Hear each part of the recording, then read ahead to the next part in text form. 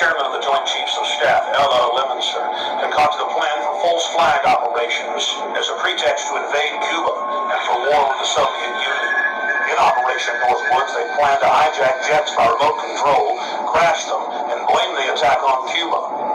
There were many other terrorist attacks they planned to carry out that were contained within the document. One scenario mentioned was the destruction of a U.S. naval vessel that was to be blamed on a foreign power as a pretext for war with any enemy they picked. President Lyndon Baines Johnson went operational with Northwoods on June 8, 1967 during the Six-Day War. During the Six-Day War between Israel and the Arab nations, the USS Liberty was sent by Johnson to collect electronic intelligence in the eastern Mediterranean.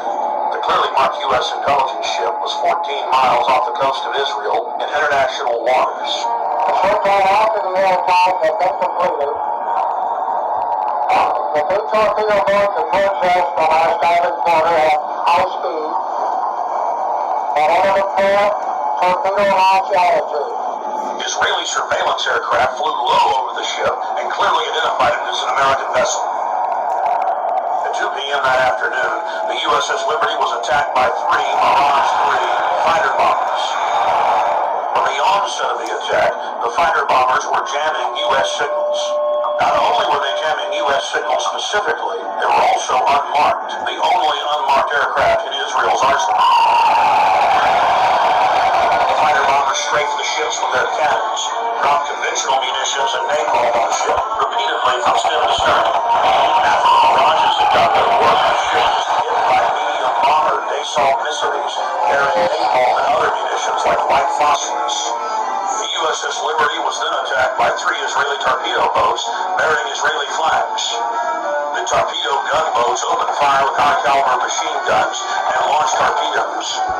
A single torpedo struck the ship, blowing a hole in both sides, entering the ship and leaving a 30-foot exit hole when it exploded. Then the torpedo boats began strafing life rafts in the water, an international war crime.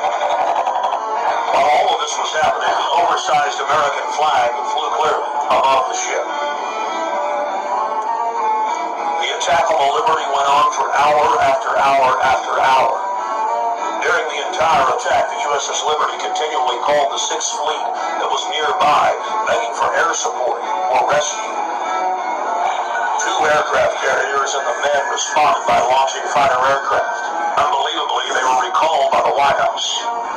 Rear Admiral Geist, then commanding the carriers in the Sixth Fleet, called Washington personally to confirm the recall order.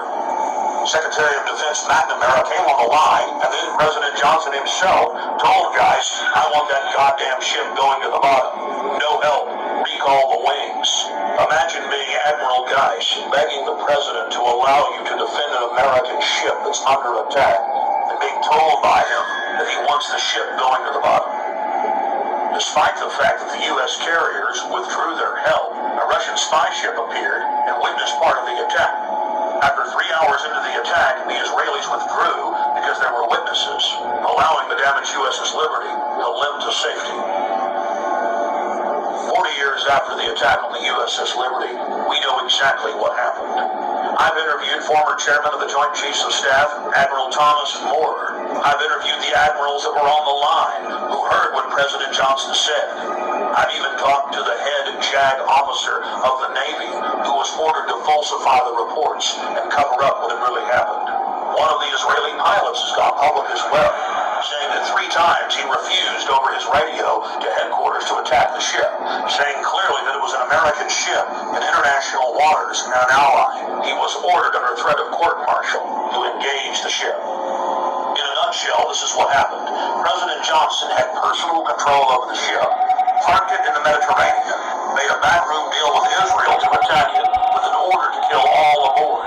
Then the attack on the ship was to be blamed on Egypt. The U.S. would enter the war and take over the entire Middle East. In the aftermath of the attack on the most highly decorated ship in U.S. history, the captain and his entire crew were told they would spend life in prison or be killed if they told anyone what happened. Captain William L. McGonigal was given the Congressional Medal of Honor in secret and told not to tell anyone that he had won the award.